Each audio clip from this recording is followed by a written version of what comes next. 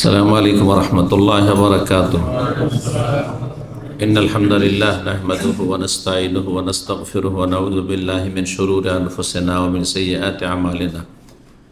من يهده الله فلا مضل له ومن يضلل فلا هادي له وأشهد أن لا إله إلا الله وحده لا شريك له وأشهد أن محمدا عبده ورسوله صلى الله تعالى عليه وعلى آله وصحبه وسلم تسليما كثيرا. أما بعد، فأعوذ بالله من الشيطان الرجيم. إن الله لا يغفر أن يشرك به ويغفر ما دون ذلك لمن يشاء. সম্মানিত ভাতৃমণ্ডলী, আল্লাহ রাব্বুল আলামিনের প্রশংসা এবং প্রিয় নবী সাল্লাল্লাহু আলাইহি সাল্লামের উপর সালাত ও সালামের পর আজ বৃহস্পতিবার 9 রবিউল আউয়াল 1446 হিজরি মোতাবেক 12 সেপ্টেম্বর 2024 আমাদের ধারাবাহিক সাপ্তাহিক বিষয়ভিত্তিক আলোচনা। আজকের আলোচনার বিষয়বস্তু তাওহীদ বিনষ্টকারী বিষয়, আর সেটাকে আপনি ঈমান নষ্টকারী বিষয়, ঈমান ভঙ্গকারী বিষয় বলতে পারেন, ইসলাম ভঙ্গকারী বিষয় বলতে পারেন। তিনটি বিষয়ের যে কোনো নাম আপনি আজকের বিষয় দিতে পারেন। এমন কিছু বিষয় নিয়ে আজকে আলোচনা করব। 10টি বিষয় প্রসিদ্ধ বিষয় রয়েছে যেগুলিতে ইসলাম নষ্ট হয়ে যায়, ইসলাম ভঙ্গ হয়ে যায়, ঈমান নষ্ট হয়ে যায়, ঈমান ভঙ্গ হয়ে যায়, তাওহীদ নষ্ট হয়ে যায়, মানুষ ইসলাম ঈমানের গণ্ডি থেকে বেরিয়ে চলে যায়। এই 10টি বিষয় হচ্ছে প্রসিদ্ধ বিষয়, যেগুলোকে নওয়াকিদুল ইসলাম বলা হয়। ঈমান ইসলাম ভঙ্গকারী বিষয়, নওয়াকিদুল ঈমান, নওয়াকিদুল ইসলাম যাই বলেন না কেন। কারণ যখন ইসলাম বলবেন তাতে ঈমান শামিল, যখন ঈমান বলবেন তখন তাতে ইসলাম শামিল। একটি বললে আর একটি তাতে প্রবেশ করবে, তাতে শামিল হবে। ঈমান ইসলাম যখন পাশাপাশি দুটোকে রাখবেন তখন দুটোর পৃথক পৃথক ব্যাখ্যা রয়েছে। কিন্তু যখন শুধু ইসলাম বলবেন, আমি মুসলিম মানে আপনি মুসলিম মমিন, আমি মমিন মানে আপনি প্লাস মুসলিম, যে মমিন সে অবশ্য মুসলিম। এমন কোনো ব্যক্তি নেই যে মুসলিম কিন্তু মমিন নয়, মমিন আবার মুসলিম নয়। হ্যাঁ, তাওহীদ, তাওহীদ যেহেতু ঈমান ইসলামের মূল শেকড় বা কাণ্ড, শেকড় যে কোনো গাছের শেকড়, জড়, শেকড়বিহীন কোনো গাছ কি বাঁচবে? বাঁচবে? বাঁচবে না। যদি কাণ্ড থাকে মানে বডিটা আছে, সরজমিন যতটা মাটির ওপরে আছে ওখান থেকে বডিও আছে, বেশ মোটা সোটা বডি আছে গাছে। হ্যাঁ, বিশাল গাছ ধরেন, আর অনেকগুলি ডালপালা আছে, আর অনেক শাখা প্রশাখা আছে। ডাল থেকে এক একটা ডাল থেকে কয়েকটি শাখা প্রশাখা বেরিয়েছে, আর একবারে সবুজ হয়ে আছে ধরেন। হ্যাঁ, পাতাও আছে, একবারে ঘন পাতা বিশিষ্ট গাছ, কিন্তু শেকড় নেই। শেকড় নেই এমন কোনো গাছ পৃথিবীতে আছে? আর যদি থাকে তো বাঁচবে? শেকড়টা যখনই কেটে নেবেন তারপরে হ্যাঁ সে মরতে শুরু হবে, তাই না? মরতে শুরু হবে।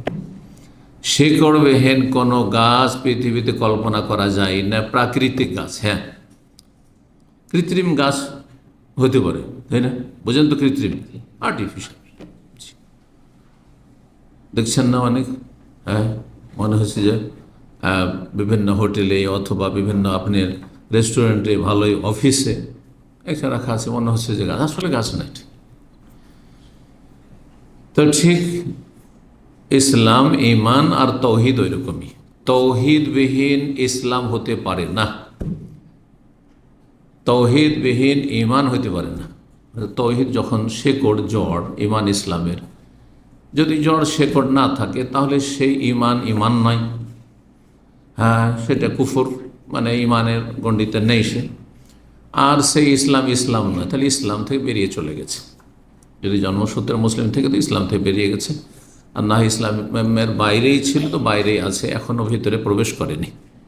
তাওহীদ ছাড়া একজন অমুসলিম, উদাহরণ দিই তাহলে আরও ভালো হবে। শুরুতেই একজন অমুসলিম যদি ইসলামের সমস্ত বিধিবিধান পালন করে, ধরেন 5 ওয়াক্ত নামাজ পড়ছে, রমজান মাসের সিয়াম রোজা রাখছে, জাকাত দিচ্ছে যেমন মুসলিমরা দিচ্ছেন, হজ করছে, উমরা করছে, হ্যাঁ, হেজাব করছে, পর্দা করছে, ঠিক আছে, হালাল হারাম বাছাই করে চলছে, হালাল জীবনযাপন করছে, হারাম থেকে বেঁচে থাকছে, কিন্তু সে শিরক মুক্ত নাই, তার আল্লাহর একত্ব নেই, তৌহিদ নেই।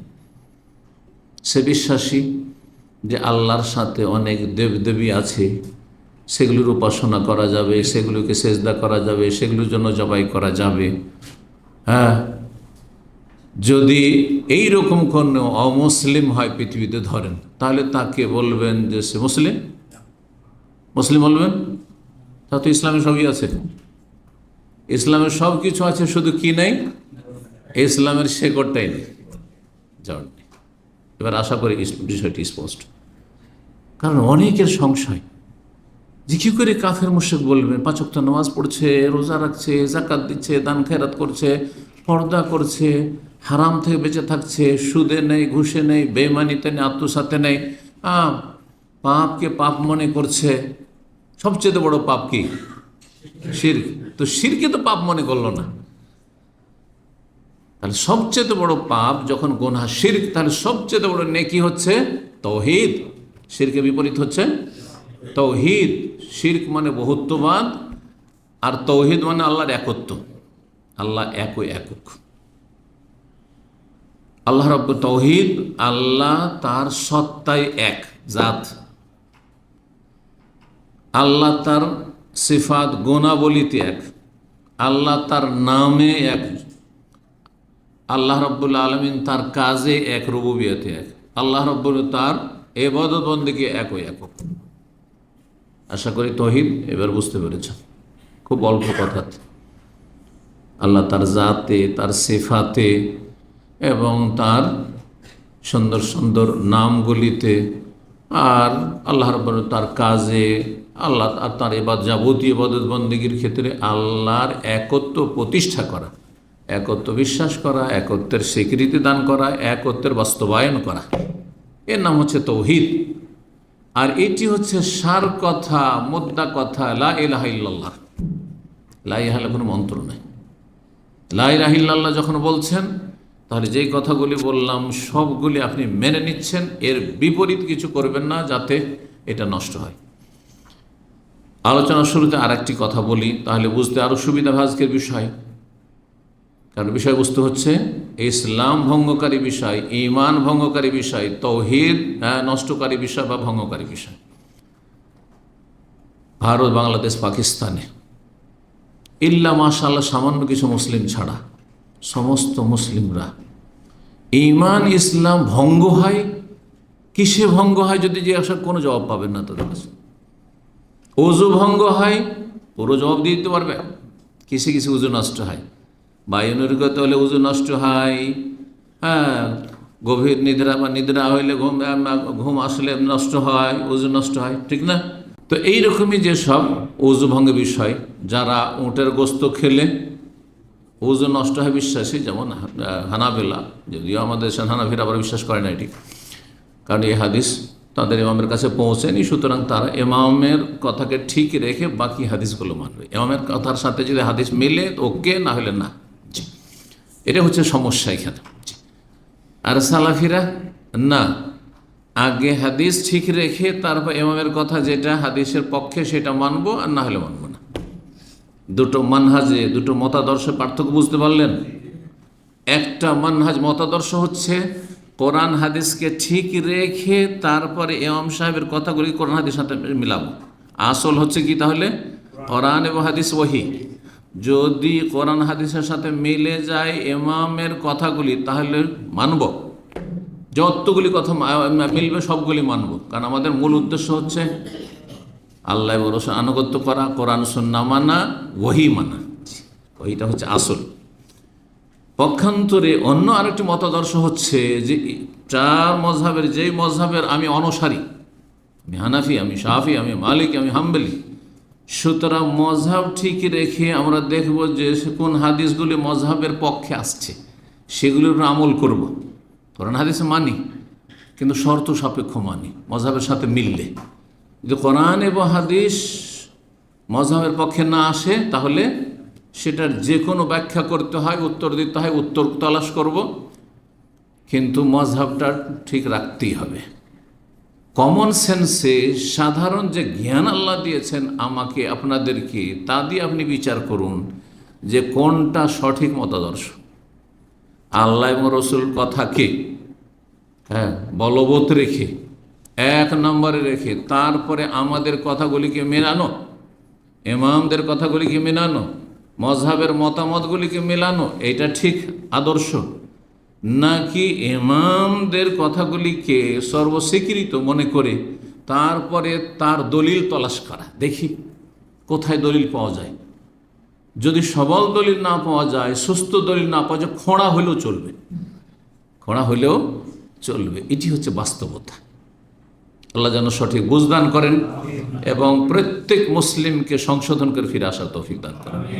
তারপরে দোয়া করব অমুসলিমদের জন্য, আল্লাহ তাদেরকে যেন ভালো জ্ঞান দান করেন, বিবেককে কাজে লাগাবার তৌফিক দান করেন এবং সঠিক পথের সন্ধান চালাবার তৌফিক দান করেন। বলছিলাম আমাদের দেশের মানুষরা নামাজ কিসে ভঙ্গ হয় সব বলতে পারেন। জিজ্ঞাসা, একটা সাধারণ মানুষকে জিজ্ঞাসা, মূর্খকে জিজ্ঞাসা করেন নামাজে কথা বললে নামাজ থাকবে না। নামাজে যদি কেউ খায় বা পান করে, এক ঢোক পানি পান করে, নামাজ হবে? নষ্ট হবে। সবাই বলতে হবে, তাই না?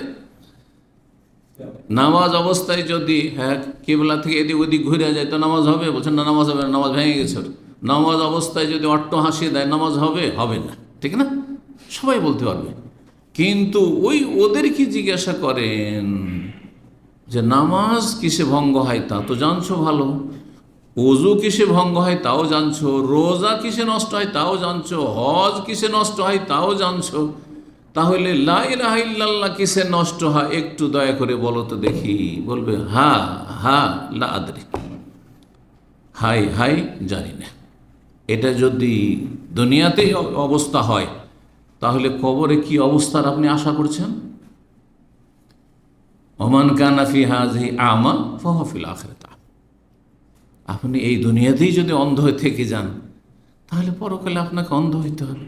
এখানে যদি কোন লাজবাব হয়ে যান, কোনো জবাব আপনার না থাকে যে তৌহিদ কিসে নষ্ট হয়, ঈমান কিসে নষ্ট হয়, ইসলাম কিসে ভঙ্গ হয়, ইসলাম ভঙ্গের কারণ জানেন না, ঈমান ভঙ্গের কারণ জানেন না, আপনি লা ইলাহা ইল্লাল্লাহ ভঙ্গের কারণ জানেন না, কিন্তু বাকিগুলোর জানছেন, তাহলে আপনি এখানে অন্ধ। যখন দুনিয়াতে অন্ধ, তাহলে কবরে অন্ধ হয়ে উঠতে হবে, হাসর মাঠে অন্ধ হয়ে উঠতে হবে। আল্লাহ যেন বোঝার তৌফিক দান করেন এবং এখনো বিবেককে কাজে লাগিয়ে সোজা হওয়ার তৌফিক দান করেন। যারা বক্র পথে আছেন সোজা পথে ফিরে আসার তৌফিক দান করেন, উপকারী জ্ঞান দান করেন, নেক আমলে তৌফিক দান করেন। তৌহিদ ভিত্তিক আমল হচ্ছে নেক আমল, সুন্নাহ ভিত্তিক আমল হচ্ছে নেক আমল। দুটো শর্ত যদি না থাকে তো নেক আমল নয়, ভালো আমল নয়, মন্দ। যেমন এশার নামাজ যদি আপনি 4 রাকাত না পড়ে আপনি কি পড়েন, 5 রাকাত পড়েন, তাহলে হবে? কবুল হবে? আপনি তো বেশি পড়লেন। 6 রাকাত যদি পড়েন হবে? যদি বলেন যান না, মাঝে মাঝে আমি 8 রাকাত ফরজ পড়ব, হবে? আপনার আমার কোন ইখতিয়ার নাই। যেদিকে রাসূলুল্লাহ সাল্লাল্লাহু আলাইহি ওয়াসাল্লাম টানছেন সেদিকে যেতে হবে, যেদিকে ওহী আমাকে টানছে সেদিকে যেতে হবে। নবী সাল্লাল্লাহু আলাইহি ওয়াসাল্লাম মাগরিবে 3 শিখিয়েছেন। কেউ যদি বলে সারা জীবন মাগরিবে 3 আর 3 4 রাকাত পড়ব, হবে? কবুল হবে? 1 রাকাতও কবুল হবে। এমনটা নয় যে 3 কবুল হয়ে গেলো, একটা মাইনাস হয়ে গেল, যাক এটা ফালতু করেছেন। না, কবুলই হবে না। কারণ ইবাদত এক আল্লাহর জন্য করতে হবে এবং এক রাসূলুল্লাহর তরিকায় করতে হবে সাল্লাল্লাহু আলাইহি ওয়াসাল্লাম। আল্লাহ বুঝার তৌফিক দান করুন। তো ইসলাম ভঙ্গকারী বিষয়গুলি অনেক হতে পারে, কিন্তু 10টি প্রসিদ্ধ গুরুত্বপূর্ণ বিষয়কে নওয়াকিজ ইসলাম ভঙ্গকারী বিষয়, ঈমান ভঙ্গকারী বিষয় বলে আইম্মায়ে কেরাম, ওলামায়ে কেরাম, যারা আকীদা তাওহীদের বিশেষজ্ঞ, তারা তাদের কিতাবাদিতে আলোচনা করেছেন। বিশেষভাবে শাইখুল ইসলাম ইবনে আব্দুল ওয়াহাব রাহিমাহুল্লাহ নওয়াকিজুল ইসলাম একটি তার কিতাবই রয়েছে, পুস্তিকা রয়েছে। আর সেখান থেকে আজকের আলোচনা বা এই ধরনের যেসব লিখনীগুলি রয়েছে সেগুলিতে আপনাদের সামনে পেশ করব। আজকে সময়ের স্বল্পতার জন্য 5টি বিষয় নিয়ে আলোচনা করব, যাতে একটু বিস্তারিত আলোচনা করা যায়। কারণ পয়েন্টগুলো গণিয়ে দিলে তো আমি 5-10 মিনিটের মধ্যে আমি 10টি বলে দেবো আপনাদের, কিন্তু সেগুলি যদি একটু বিস্তারিত না বলা হয়, ভেঙে না বলা হয়, তাহলে আমাদের বাস্তব জীবনে সেগুলিকে আমরা ফলো করতে পারবো না এবং আমরা আমাদের যে ভুলগুলি আছে ধরতে পারবো না। দেখেন, আমাদের দেশেও বেদাতের আলোচনা হয়, শিরক করবেন না, বেদাত করবেন না। আমরা সবাই শিরক বেদাতের বিরুদ্ধে কথাগুলি বলছে না। আমরা সবাই তৌহিদি জনতা, এই কথা বলছে না। আরে মাজার পূজা করে বলছে তৌহিদি জনতা, বলছে না? বলছে না? হ্যাঁ, মিলাদ করে বলছে তৌহিদি জনতা, পীরের মুরিদ হয়ে বলছে তৌহিদি জনতা। তৌহিদি জনতা আর শিরক বেদাতের আমরা কি বিরোধী, এই সব কথা সবাই বলছে। কিন্তু মিলাদ বেদাত, হ্যাঁ, মাজারে সেজদা শিরক, মাজার থেকে আশা করা, হ্যাঁ শিরক, যে সেখান থেকে কিছু পাবো, বালা মুসিবত হলে মাজারে গিয়ে ধর্ণা দেওয়া, অথবা অলিয়া আউলিয়া গোস কুতুব সারা পৃথিবী ধরে আছেন, এসব বিশ্বাস শিরক। এইভাবে এক একটা করে ধরিয়ে দেওয়া সাধারণ মানুষকে, যেগুলো শিরক, এটা বিদআত। আবার নিয়ত পড়া বিদআত, সম্মিলিত মোনাজাত বিদআত। আর নবীর নাম আসলে, হ্যাঁ, আপনার বৃদ্ধাঙ্গুলির চুমা দেওয়া আর চোখে লাগানো, এসব বিদআত। জি, এগুলি ইসলাম নয়। 12 রবিউল আউয়ালে জন্মবার্ষিকী পালন করা নবী সাল্লাল্লাহু আলাইহি ওয়াসাল্লামের বিদআত। এটি নেকির কাজ নয়, এটি গুনাহের কাজ, জাহান্নামে যাওয়ার কাজ। নবী সাল্লাল্লাহু আলাইহি ওয়াসাল্লাম করেননি, তার 4 খলিফা করেননি, আপনার ইমাম আবু হানিফা করেননি। আপনি হানাফি নিজেকে বলছেন, আবু হানিফা করেননি, করতে বলেননি, বলে প্রমাণ করেন যে আবু হানিফা রাহিমাহুল্লাহ জীবনে কতগুলি 12 রবিউল আউয়াল এসে প্রতি বছরে একটা বড় বলে তিনি মিলাদুন্নবী করেছেন, শাফি করেছেন, মালিক করেছেন, আহমদ করেছেন, কেউ করেছেন? তাহলে কোত্থেকে নিয়ে আসলেন? তারপরেও গায়ের জোরে আপনি হানাফিও থাকবেন, গায়ের জোরে আপনি মুসলিম থাকবেন, গায়ের জোরে নবীর উম্মত থাকবেন আপনি। আল্লাহ বুঝার তৌফিক দান করুন। তো শুরু করি তাহলে। 1 নম্বর ঈমান ভঙ্গকারী বিষয়, ইসলাম ভঙ্গকারী বিষয়, তৌহিদ নষ্টকারী বিষয় হচ্ছে আল্লাহর সাথে শরীক স্থাপন করা। সেটা আল্লাহর জাতে হোক, যে আল্লাহ একের জায়গায় 2, 3, আল্লাহ 2, আল্লাহ 3, এসব বিশ্বাসেরও লোক আছে পৃথিবীতে। অগ্নিপূজকদের, অগ্নিপূজক তো আগুনের পূজা করে, একটা পূজা হইল, এটা হচ্ছে একটা শিরক। আর তাদের আরেকটি আকীদা হচ্ছে যে স্রষ্টা হচ্ছে 2, স্রষ্টা হচ্ছে খালেক হচ্ছে মানে সৃষ্টিকর্তা 2। এক হচ্ছে ভালো জিনিসের সৃষ্টিকর্তা, আর এক হচ্ছে মন্দের সৃষ্টিকর্তা। এবং ফার্সি ভাষা আছে ইয়াজদা, এই কথাটি উর্দুতে অনেকে ব্যবহার করে, যারা উর্দু সাহিত্য চর্চা করে। ইয়াজদা অনেক মুসলিমরা বলে, খোদা ইয়াজদা, আল্লাহকে বলে। ইয়াজদা মানে ভালো জিনিসের সৃষ্টিকর্তা, যেগুলো দুনিয়ার ভালো উপকারী জিনিস। দুনিয়াতে ভালো আর মন্দ দুটি জিনিস আছে। অনেক সৃষ্টি আছে যেগুলো আমাদের উপকারে আসে, অনেক সৃষ্টি আছে যেগুলো আমাদের উপকারে, বাহ্যিক উপকার আসে না।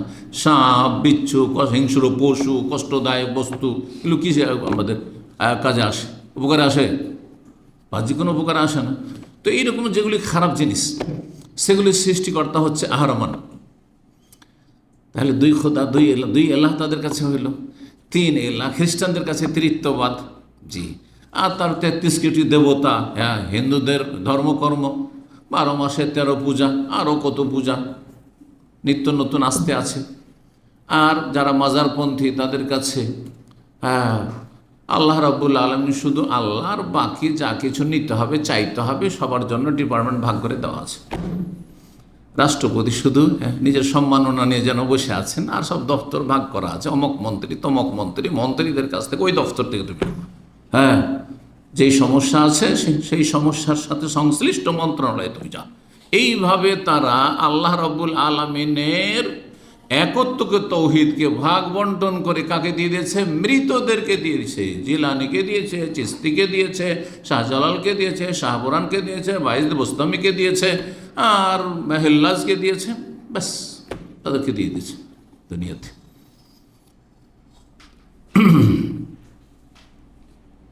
শিরক আল্লাহর সত্তায় হোক, জাতে হোক, আল্লাহর গুণাবলিতে হোক।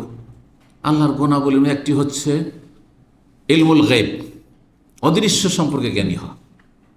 অদৃশ্য, সমস্ত অদৃশ্য, যা দেখা যায় না। আমাদের জন্য অদৃশ্য কিছু আছে, কিছু দৃশ্য। আপনাদেরকে আমি দেখতে পাচ্ছি, আমাকে আপনারা দেখতে পাচ্ছেন, তাই না? দৃশ্য।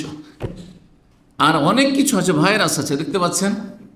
আচ্ছা, রবকে দেখতে পাচ্ছেন? হ্যাঁ, কবরের জীবনকে দেখতে পাচ্ছেন? মনকের নাকির আসলে হিসেবে দেখতে পাচ্ছেন? জি। সাহাবীরা দেখতে পেতেন যে নবী সাল্লাল্লাহু আলাইহি ওয়াসাল্লামের কাছে জিবরাইল আসছেন, ওহী এলো, দেখতে পেতেন না? মানুষের রূপ না ধরলে দেখতে পেতেন না। এখানে মালায়েকা ফেরেশতা আছে, দেখতে পাচ্ছেন? এটা অদৃশ্য জগৎ। তাহলে জিন আছে, দেখতে পাচ্ছেন? তাহলে অদৃশ্য এগুলো। তো যেই ব্যক্তি বলবে যে আল্লাহ ছাড়া কেউ আলেমুল গায়ব আছে, সেই ব্যক্তি আল্লাহর সিফাতে গুণে শরীক করলো না? করলো না? আল্লাহ সর্বশক্তিমান, আল্লাহ সমস্ত কিছুর উপর ক্ষমতাবান, মুখতারে কুল যেটাকে বলা হচ্ছে উর্দু ভাষায়। বেরেলভিদের ভাষায় রাসূলুল্লাহ সাল্লাল্লাহু আলাইহি ওয়াসাল্লাম মুখতারে কুল, সমস্ত কিছুর তিনি মালিক। নাউযুবিল্লাহ। নবী সাল্লাল্লাহু আলাইহি ওয়াসাল্লাম আলেমুল গায়ব, নবী সাল্লাল্লাহু আলাইহি ওয়াসাল্লাম হাজির নাজির। তাহলে কিসে তারা শিরিক করলো? এই আকীদার মাধ্যমে আল্লাহর গুণে কি করলো? আল্লাহর সিফাতে, সিফাত মানে গুণ, আল্লাহর গুণে শিরক করলো। ইলমুল গায়বে আল্লাহর সাথে শরিক করলো। আল্লাহ রব্বুল আলামিন সত্তার দিক থেকে তিনি সমস্ত সৃষ্টির ঊর্ধ্বে, কিন্তু তার জ্ঞানের দিক থেকে, ক্ষমতার দিক থেকে, পরিবেষ্টনের দিক থেকে, আরও বহু দিক হতে পারে, সেগুলির দিক থেকে আল্লাহ রবের সব জায়গায় হাজির। আল্লাহর ইলম সব জায়গায় হাজির, সব জায়গার খবর রাখছেন, সব জায়গায় তার ক্ষমতা চলছে, সব কিছুর উপর তার ক্ষমতা চলছে, সব কিছু আল্লাহ পরিবেষ্টন করে আছেন, ঘিরে আছেন। আল্লাহর ক্ষমতার বাইরে হ্যাঁ কোনো শক্তি যেতে পারে না, না পারে? তো এদিক থেকে আল্লাহ হাজির। তো নবীকে যদি হাজির বলেন, নাজির মানে দ্রষ্টা বা সির, আল্লাহ সব কিছু দেখেন। কেউ যদি বলেন নবী হাজির নাজির, মানে নবী সব কিছু দেখছেন, নবী সব কিছু তার কবর থেকে পৃথিবীর সব কিছু নবী সাল্লাল্লাহু আলাইহি ওয়াসাল্লাম দেখছেন। উম্মতের লোকেরা কে কি আমল করছে, কে নামাজে গেল, কে গেল না, হ্যাঁ, কে এখানে আছে, কে কোথায় আছে, সব দেখছেন। এগুলি আকীদা, এক শ্রেণীর কথিত মুসলিমদের আকীদা, যাদের নামের কথা একটু বললাম। জি। আর এদের সংখ্যা যেমন তেমন না, ভারত বাংলাদেশের যথেষ্ট সংখ্যা তাদের রয়েছে। বড় একটি দল তারা, কোরআন সুন্নাহ অনুসারীদের চাইতে তাদের দল অনেক বেশি ভারী। চিন্তা করুন তাহলে। তাহলে আল্লাহর গুণে শরীক স্থাপন করলো, এতে কি হয়ে যায়? ঈমান ভঙ্গ হয়ে যায়, ইসলাম ভঙ্গ হয়ে যায়, তাওহীদ নষ্ট হয়ে যায়।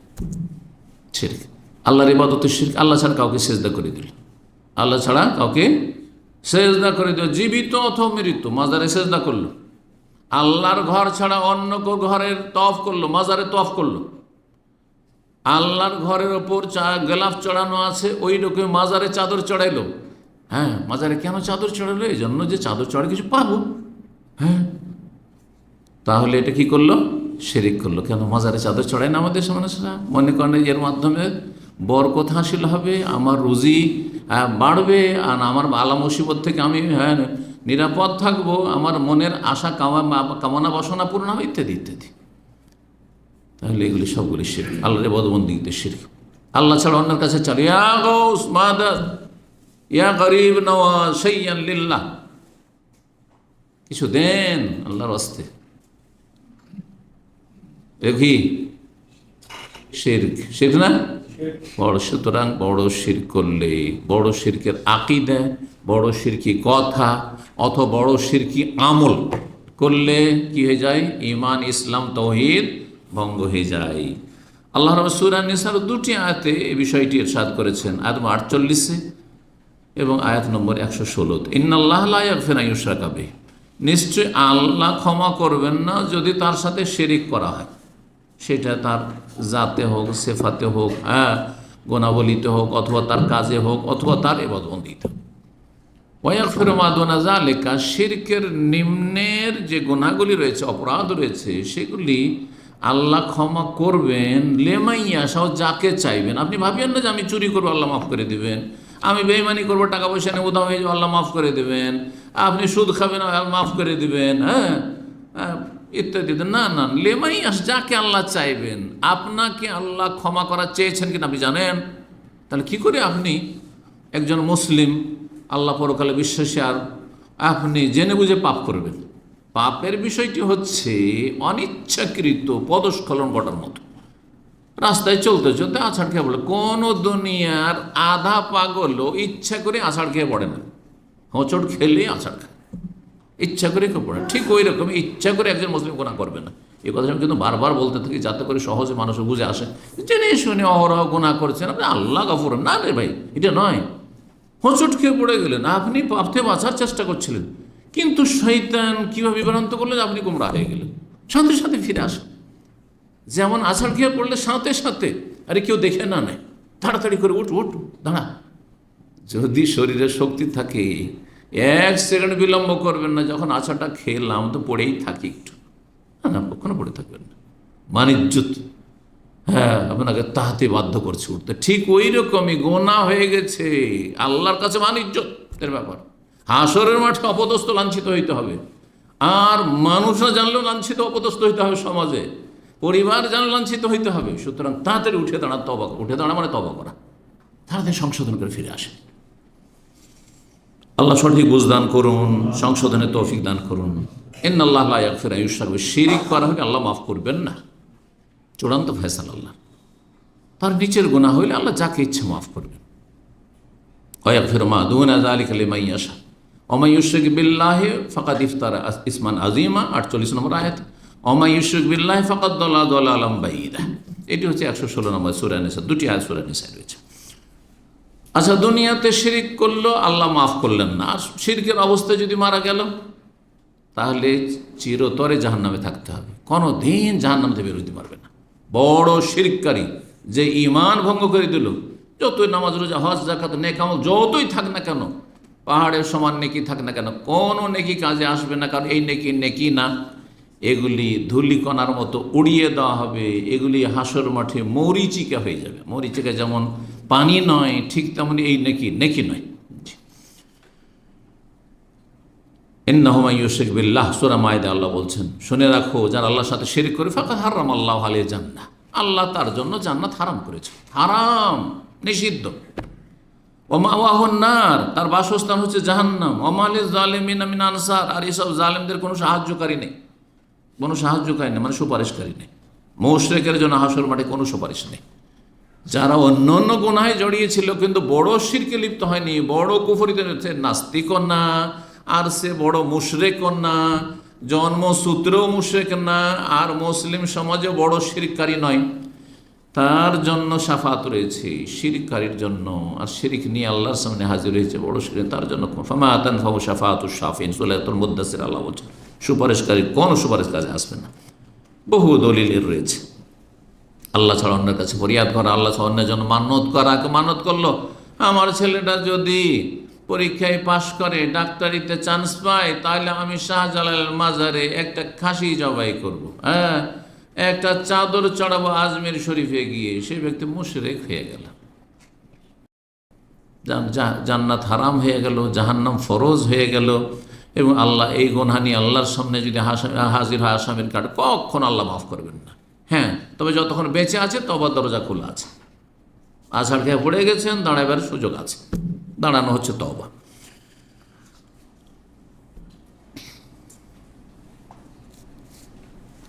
দুই নম্বর ঈমান ইসলাম ভঙ্গকারী বিষয় হচ্ছে, কোনো ব্যক্তি যদি আল্লাহর মাঝে এবং তার মাঝে মাধ্যম সাব্যস্ত করে, মাধ্যম সাব্যস্ত করল, কীরকম মাধ্যম সাব্যস্ত করলো? যেমন মুসলিম সমাজে যারা শিরকারী, তারা আল্লাহকে কিন্তু হ্যাঁ বড় মালিক ঠিকই মানে, হ্যাঁ আল্লাহ রাব্বুল আলামিন, আল্লাহ সৃষ্টিকর্তা, ঠিক না? কিন্তু আল্লাহর কাছে আমরা সাধারণ মানুষ, পাপী তাপী, সরাসরি পৌঁছিতে পারবো না, সরাসরি পৌঁছিতে পারবো না। আর আল্লাহর দরবারে আমাদের দোয়া কবুলও হবে না। সুতরাং কি করতে হবে? আমরা বাবাকে ডাকবো, বাবা আল্লাহ প্রদত্ত ক্ষমতা রাখেন। হ্যাঁ, বেরেরবিরা ভাগ করেছে, বলছে একটা হচ্ছে ক্ষমতা হচ্ছে জাতি ক্ষমতা, একটা আতাই ক্ষমতা। এগুলো তাদের মানে মন গড়া ভাগ। বলছে আল্লাহর ক্ষমতা হচ্ছে জাতি সত্তাগত ক্ষমতা আল্লাহর কাছে, আর আব্দুল কাদের জিলানি, খাজা বাবা, আর আপনার শাহজালাল সাহেব, যত সুফিরা আছে, পীরগুলো আছে, এদের কাছে আতাই ক্ষমতা আছে, কুদরাতে আতাই, মানে আতা মানে কি দান, প্রদত্ত, আল্লাহ প্রদত্ত, মানে আল্লাহ এদেরকে এই রকম অসাধারণ ক্ষমতা দিয়ে রেখেছে।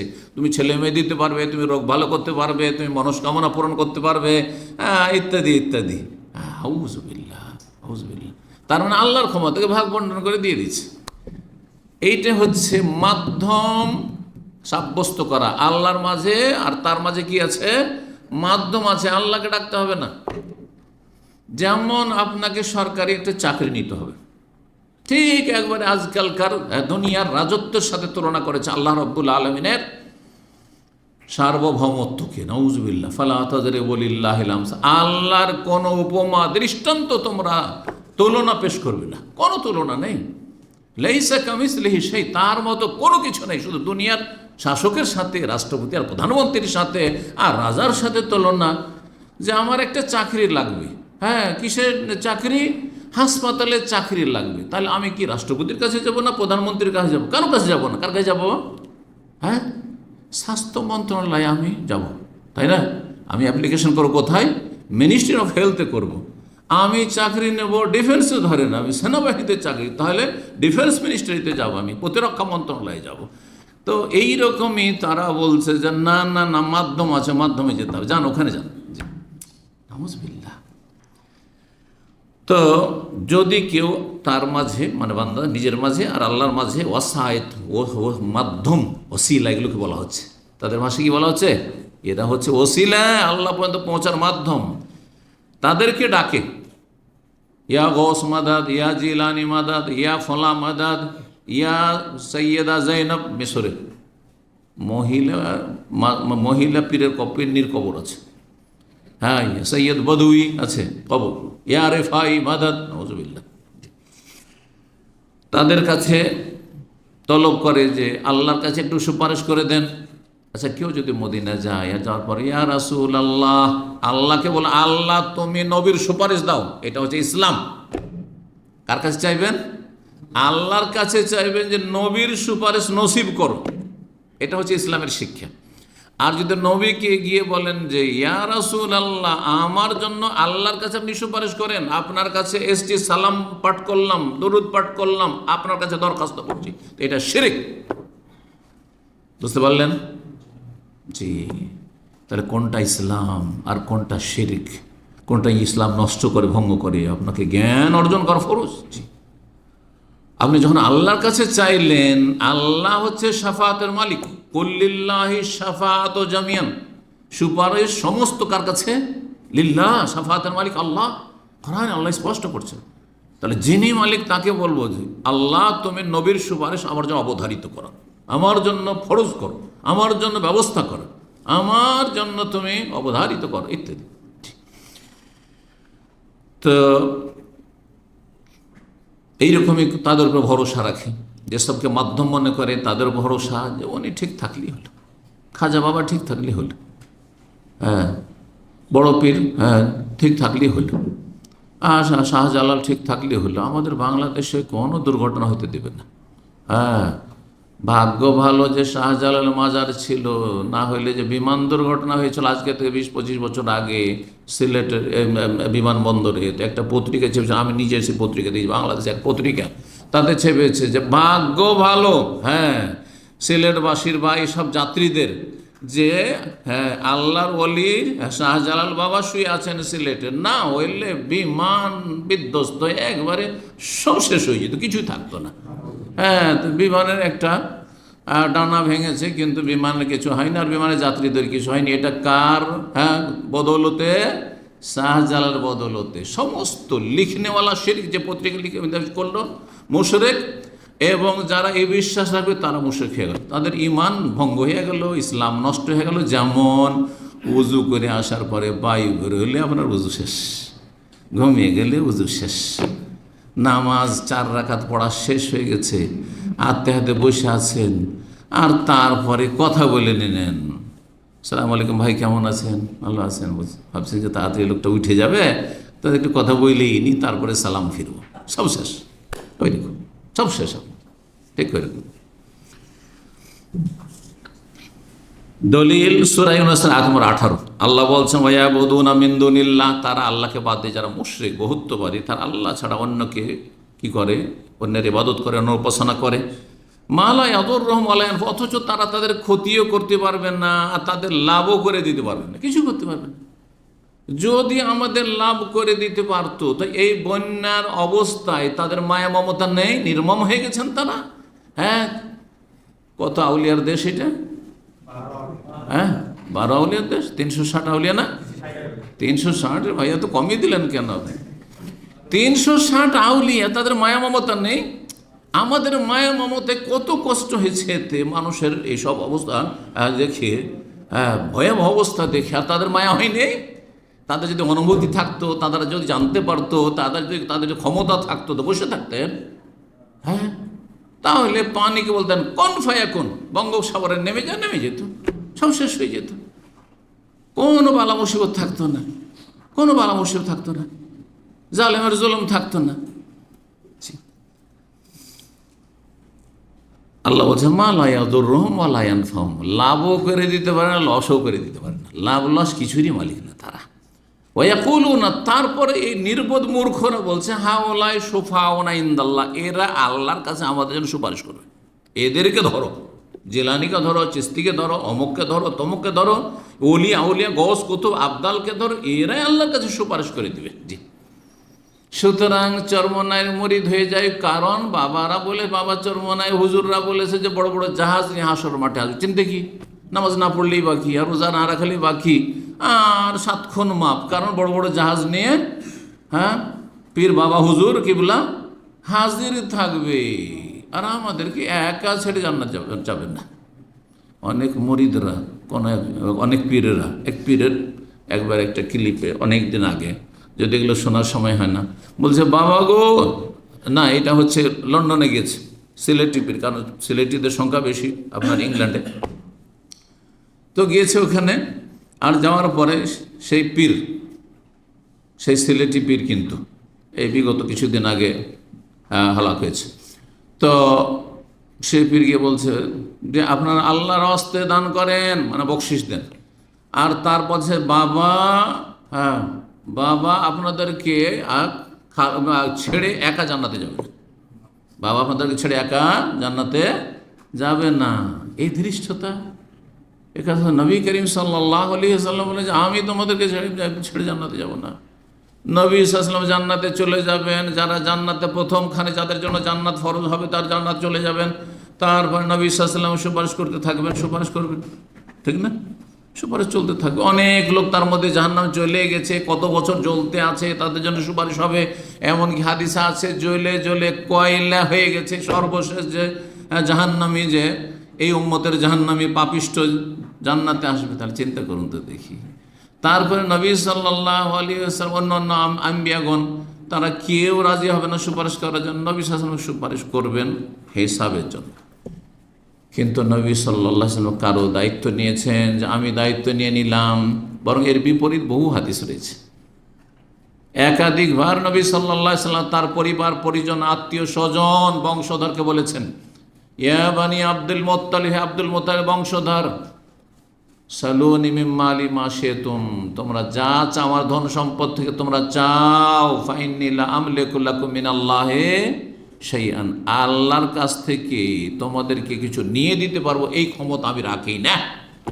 ইয়া ফাতেমা বিনতে মুহাম্মদ, হে মুহাম্মদের মেয়ে ফাতেমা, সালিনি মিন মালি মা শিত, দুনিয়ার কিছু চাও দিতে পারবো, তোমাদের কিছু চাওয়া পাওয়া থাকলে যা আছে দিতে পারবো। ফাইন্নী লা আমলিকু লাকি মিনাল্লাহি শাইআ, আল্লাহর কাছ থেকে তোমাকে জান্নাতে নিয়ে দেবে এই ক্ষমতা আমি রাখি না। তোমার যদি ঈমান আমল সাথ না দেয়, ঈমান আমল থাকলে একটু প্রোগ্রেস হবে, একটু একটু ধাক্কা পাবেন হয়তো, কিন্তু আপনার ঈমান আমল নেই, তাওহীদ নষ্ট করেছেন, শিরকি আমল করে আশা করছেন যে কেউ সুপারিশ করে, কখনো না। আম্বিয়া রাসূলগণের সুপারিশ হবে না। জি, এরা কি বলতো, যারা ওসিলা ধরতো, হাওলাই সুফান, আমরা এসবের পূজা করি, মা না'বুদুহুম, সূরা জুমার আরেকটি আয়াত রয়েছে, আমরা আসলে এদের পূজা করি না, ইল্লা লিয়ুকাররিবুনা ইলাল্লাহি যুলফা, এরা আল্লাহর সান্নিধ্য লাভ করিয়ে দেবে, আল্লাহর কাছাকাছি আমাদেরকে করে দেবে, আল্লাহর কুরবত হাসিলের জন্য, নৈকট্য অর্জনের জন্য এদেরকে ডাকছি। এরা মাধ্যম, এদের মাধ্যমে এদের ভায়া হয়ে আল্লাহর কাছে যেতে পারবো।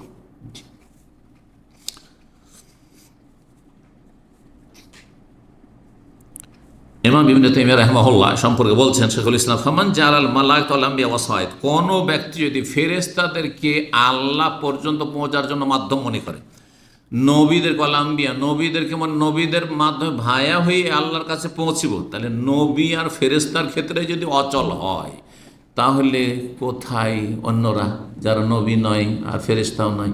হ্যাঁ, সুফি যারা, জি, ইয়াদুহুম, তাদেরকে ডাকলো, ফেরেশতাকে ডাকলো, ইয়া জিবরাইল, সাহায্য করো, উদ্ধার করো, ইয়া মুহাম্মদ, ইয়া রাসূলুল্লাহ, মাদাদ ইয়া রাসূলুল্লাহ, বলে না মাজার পূজারী, বলে না মাদাদ, সাহায্য করুন ইয়া রাসূলুল্লাহ, রক্ষা করুন ইয়া রাসূলুল্লাহ। যদি পরে বলছেন তিনি তাদের উপরে যদি আস্থা ভরসা রাখে, ওয়াস আলহম জালবাল মানাফে, তাদের কাছে যদি কামনা করে যে আমাকে কিছু লাভ করিয়ে দেন, ও দাফাল মোদার, আমাকে অনিষ্ট থেকে রক্ষা করে, ভালো মুসিবত রক্ষা করেন। যেমন কেউ যদি চায় যে ইয়া রাসূলুল্লাহ আমার গুনাহ খাতা মাফ করিয়ে দেন, আমার অন্তরকে হেদায়েত দান করেন, আমার বালা মুসিবত দূর করে দেন, অভাব দূর করে দেন, অনাটন দূর করে দেন, ফাহুয়া কাফিরুন বিইজমাইল মুসলিমিন, মুসলিম উম্মার আইম্মায়ে কেরাম, ওলামায়ে কেরামদের এজমা, সর্বসম্মতিক্রমে কাফির, সে কাফির মুশরিক। যে ব্যক্তি এইরকম বিশ্বাস রাখবে যে ফেরেশতা, নবী এরা কি মাধ্যম, অসায়ত মাধ্যম, এদেরকে ধরলেই কাজ হয়ে যাবে, এদেরকে ধরলেই কাজ হয়ে যাবে।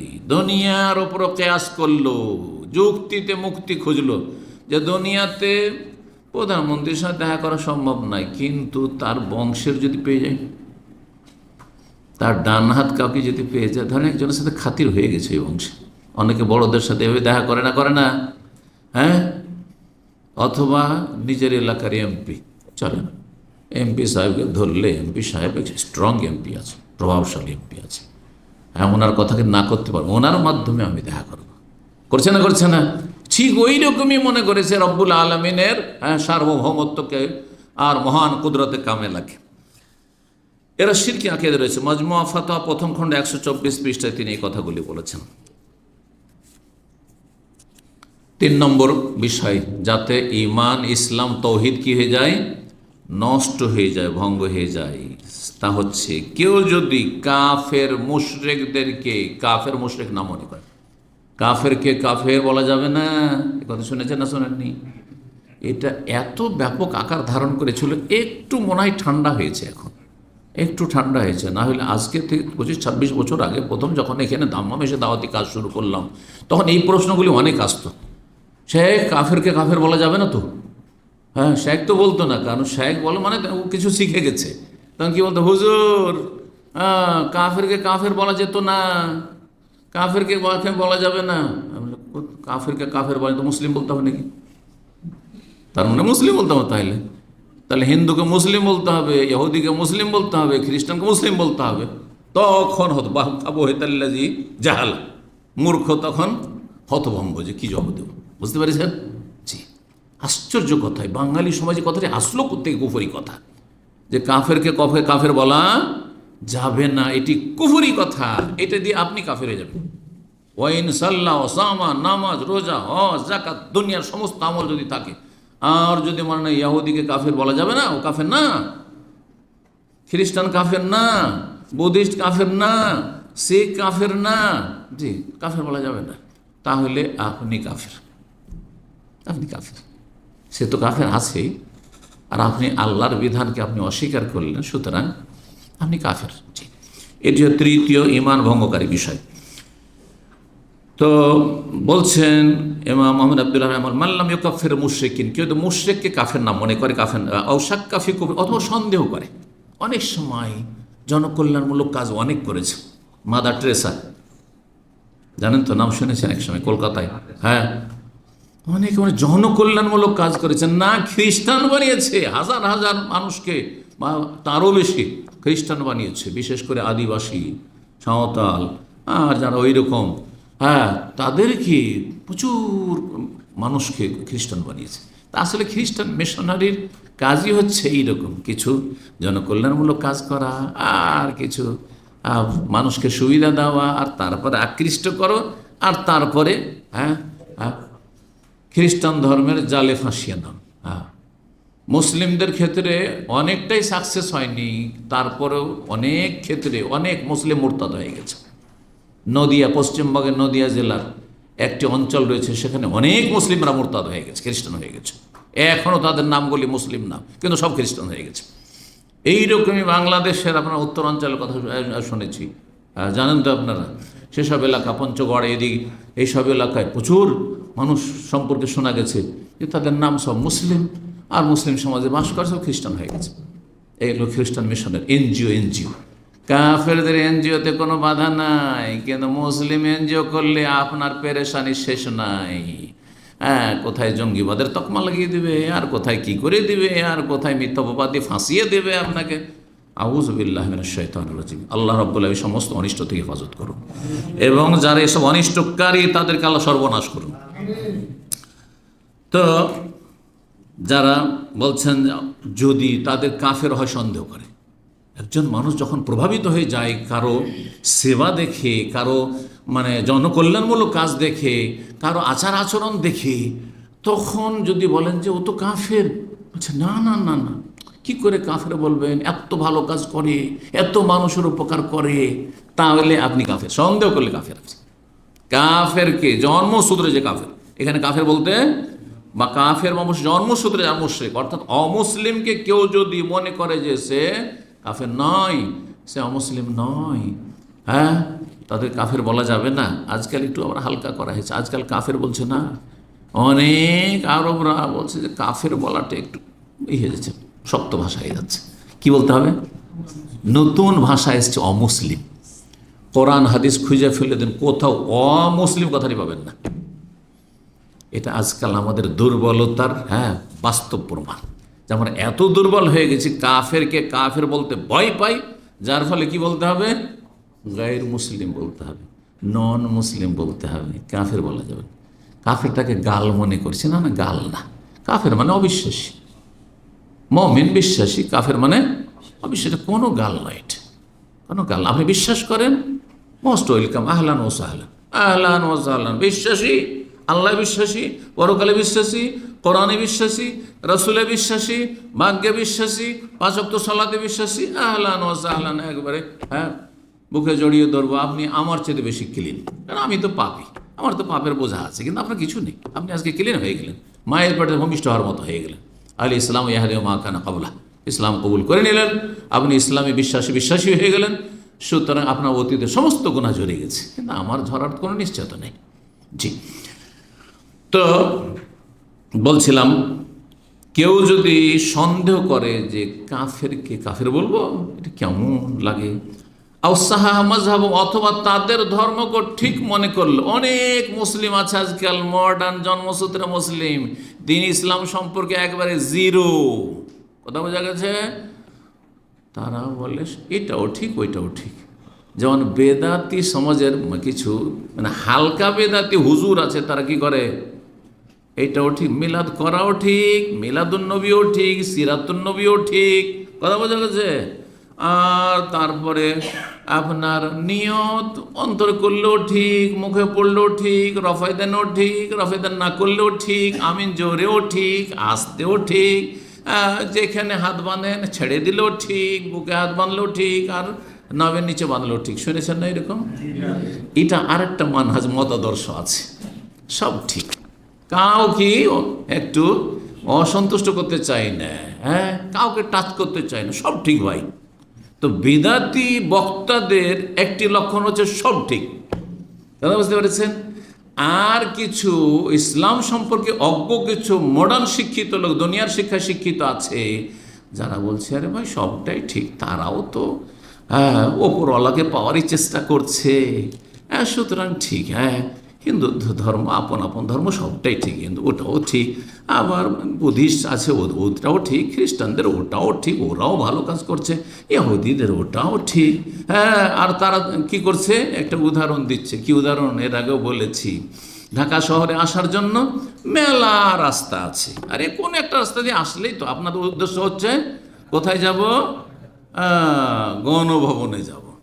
এই যে আন্দোলনের সবাই চারিদিক থেকে যেখান থেকে আসলেন না ঢাকা, উদ্দেশ্য আসল টার্গেট হচ্ছে ঢাকা পৌঁছে গেলেন। বলছে ওই রকমই সমস্ত ধর্ম অবলম্বীর উদ্দেশ্য হচ্ছে ওপরওয়ালা। সুতরাং হিন্দু ধর্ম দিয়েও আসা যায়, খ্রিস্টান ধর্ম দিয়েও আসা যায়, ইহুদি ধর্ম দিয়েও আসা যায়, আর বুদ্ধিজম দিয়েও আসা যায়, আর শিখিজম দিয়েও আসা যায়, আর ইসলাম দিয়েও আসা যায়।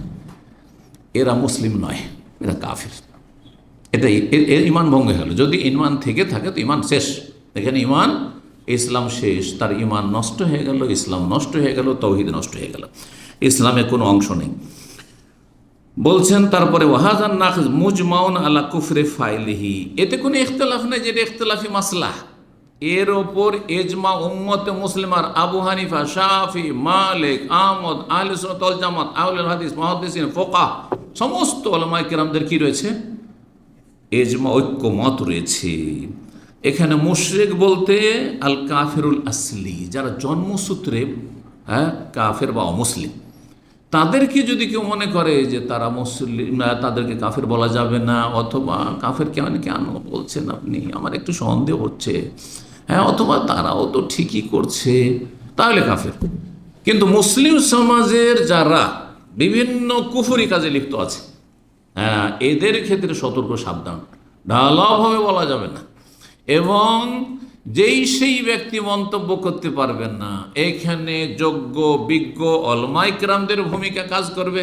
সাধারণ মানুষ আবেগে ফতোয়াবাজি করলে হবে না। আপনার বিরোধী, ও তো নাস্তিক, ও তো বেটা কাফের, ও তো ইসলামের দুশ্মন, এই কথা বলার কোনো চান্স নেই,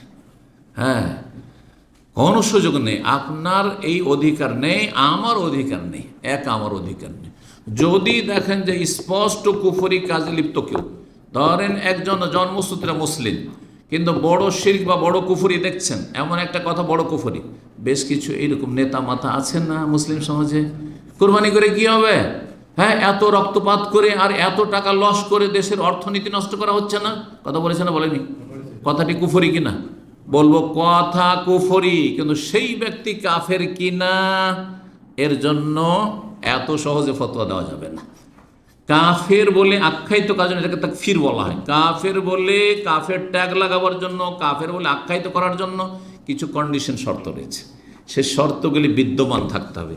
কিছু বাধা রয়েছে, যেই বাধাগুলি দূরীভূত হয়েছে কিনা, যদি বাধা থাকে এখনো, অথবা কোনো শর্তগুলি যদি অসম্পূর্ণ থাকে, তাহলে কাফের বলা যাবে না। হতে পারে সেই ব্যক্তি মূর্খ, আর কোনোদিন কোনো আলেমের কাছ থেকে জানার তার সুযোগ হয়নি বিষয়গুলি, বিষয়টা জানার সুযোগ হয়নি, অথবা সে কোনো জায়গা তাকে বাধ্য করা হয়েছে, নিরুপায় হয়ে বলেছে, ইকরাহ, জবরদস্তি করা হয়েছে। যেমন ধরেন আজকাল সোশ্যাল মিডিয়ায় দেখছেন যে এক শ্রেণীর জালেমরা রাস্তায় একজন মুসলিমকে ধরে নিল, আর তারপরে বলছে, এই বল, কি বলছে? জয় শ্রীরাম, জয় কৃষ্ণ। আপনি একজন মুসলিমের মুখে শুনেন আর বলে দেন যে তুই দেখে জয় শ্রীরাম বললো, তো কাফের হয়ে গেছে, বলবেন নাকি? না, ও কাফের নয়, কারণ এই ব্যক্তি নিরুপায় হয়ে বলেছে। কথা বোঝা গেছে? সুতরাং জন্মসূত্রে যারা মুসলিম, তাদেরকে কাফের বলা সাধারণ মানুষের কাজ নয়, আর একজন দুজন আলেমের কাজ না।